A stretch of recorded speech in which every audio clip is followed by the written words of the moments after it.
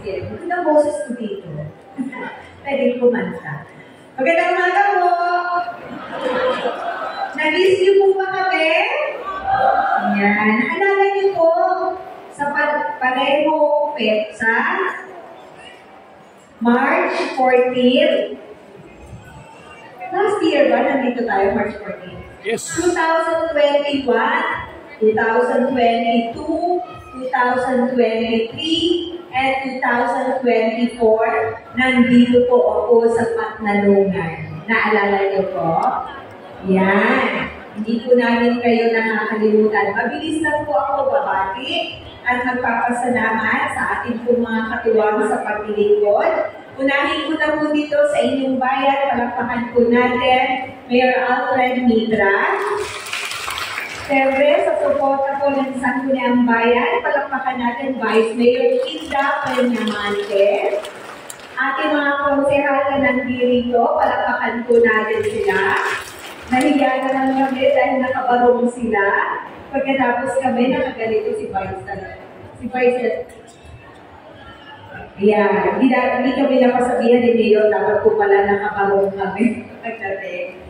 At syempre, ang aking po mga kaalakbay, ang gusto ko na unahin, no? Ang sariling inyo, tubong infant at naglingkod din sa ating bansa, sa ating lalawigan, sa inyo pong bayan. Papalakpakan po natin, Retired General Attorney Ringo Sarona.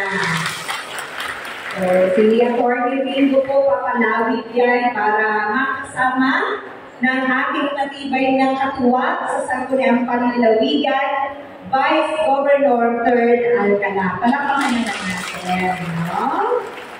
Siyempre, papalakpakan po natin ang ating pong mga kasamang mga doctors na nandito ngayon. Nanggaling po sila sa iba't ibang ospital. Kasama po namin mga doctors mula sa Quezon Medical Center. Palakpakan natin sila. Sa pangunan ni Doc Jeff Villanueva. Nandyan po ating mga doctors mula sa Provincial Health Office. Sa pangunan po ni Dr. Tim Villaseñor. Mga doctors mula po sa East Avenue Medical Center. Palakpakan po natin. Doctors mula po sa Rizal Medical Center. Sino pa po? Ating mga nurses. Sino po mga kasama natin? Mula sa Rock Hospital in Gumaca. Palakpakan natin. Yan. At syempre mga private doctors po natin nandito po sa ating harapan. Palakpakan po natin. So, kumpleto po tayo. Meron po tayo nagtitingin ng bukol. Okay, so may bukol sa suso. Huwag na mahihiya, ha? May guslos. Meron pong almoranas. Habang nandito po yung mga doktor, sasamantalahin nyo. May bukol dito sa leeg, lalo sa mga babae. Anywhere, kahit saan po nakakapanin yung bukol. May sakit sa balat. Okay? Yung matagal na Makati. Meron po tayo sa mata. Meron din po tayo sa tenga. Okay? May specialista po tayo para sa sakit sa bato. Sa bato. Kidney, nandun po si Doc Roger. Okay? May doktor po tayo ng mga bata. May dentista po tayo. So, walang dahilan para hindi po kayo matitingnan. Nandito po kami hanggang mamayang hapon. Okay? Sinamantala natin na dalhin lahat. May x-ray po tayo, may ultrasound, meron po tayong ECG, may blood exam po tayo, CBC, meron na pag-test po ng inyo pong sugar, ano bang meron? May kasama po tayong gamot, may kasama tayong PSWD, oh? Okay. Nasaan ang PSWD, oh? Mamaya po pesto. Yung PSWD, oh, po, taga-Kapitolyo po yun. Kahit sila nandito, para po sa i-reseta ng doktor na hindi po namin dala na gamot o kaya examination na hindi po namin binbit ngayon pero kailangan nyo kung pwede po kayo bibigyan ng financial assistance. Okay? So, ginawa na natin yan last year, gagawin uli natin ngayon. Okay? Ayaw ko pong kahabaan, kapatid ko po pala si Pangulong Saibel, ang aking inaanak, nasan si ABC. Ayan.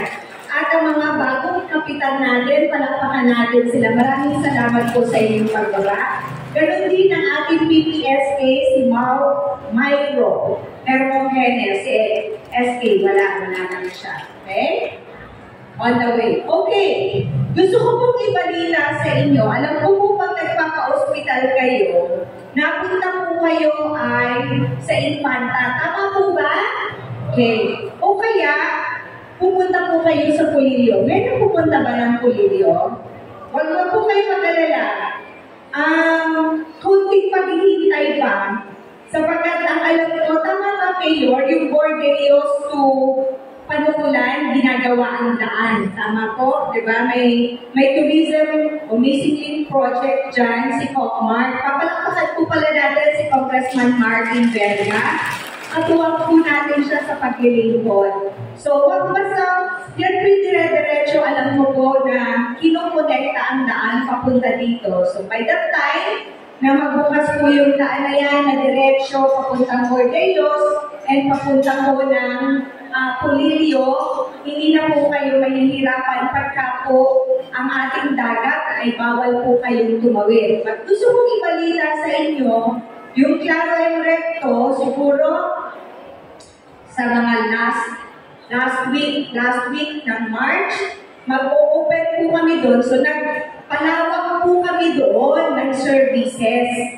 Yan, meron po kami doon provision ng intensive care unit para bago maita-transfer po papunta sa QMC, mailalagay na doon. May dialysis center na po sa Claro and Recto. Okay? So may pinatrain na po kami doon na nag-ultrasound, and we hope na every day, hanggang Sabado, may ultrasound po doon. Naglagay din po kami doon ng provision para sa CT scan. Okay? So, sige, palakpak po kayo kasi magandang balita po yun. So, yung construction, konti-konti na lang, matatapos na po. Siguro po mga second week ng April, malagyan na natin siya ng mga gamit. At ang magandang balita po, ang Department of Health, meron na po nakaschedule na dadating doon ng mga doktor. May internist, may surgeon, meron pong anesthesiologist, meron pong internist, surgeon, OB-GYN, kasi puro private po yung nagpapaanak doon eh. So ngayon po, and inaasahan natin taon-taon, meron na pong pupunta doon ng mga doktor na gano'n. So, yan po yung pinangako namin sa inyo, sinabi namin sa inyo, nasisikapin namin na maisaayos, nang sa gano'n, hindi po kayo nahihirapan na pupunta pa po kayo ng Laguna o kaya ng Quezon Medical Center. So, yun yung mga updates, no? So, at least from the time last year na nandito po kami, ay may bago po tayong balita sa inyo na aabangan ninyo. Okay? Panghuli, gusto ko pong sabihin sa inyo, dapat kayo lahat ng mga tagapanukulan, palagi ang pupunta sa center. Meron po tayong konsulta. Doon po kayo magpapacheck up. Meron pong gamot. We hope na may gamot pa po doon. Pero mamaya, eto po yung mga gamot na iuwi ng mga kapitan. Ilalagay po sa health center ng barangay. Ibibilin ko po yung gamot.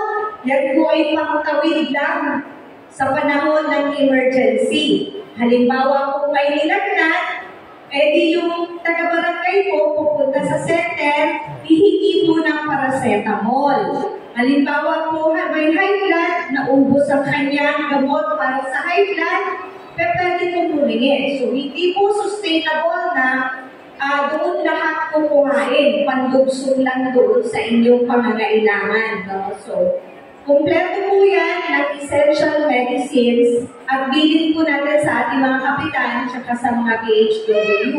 Hindi po yan inuuwi ng mga PHW sa mga bahay-bahay nila, ng mga kagawad, kasi yan po yung na-report sa akin sa ilang barangay na pagdating ng gamot, inatado po yung mga gamot. Okay? So yan po yung binibigay namin sa barangay para marami po matutulungan, makikinabang ng mga mamamayan sa barangay. So sa panahon po ng pangangailangan. So yan po, no? So sa center, babalikan ko po, pag nagpa-check up kayo, may libre kayong gamot, at ang ating pong inaasikaso ngayon ay may handa ang center ninyo para kahit wala po kami dito, sana meron na din po kayong blood exam, may x-ray, meron na din po kayong ECG.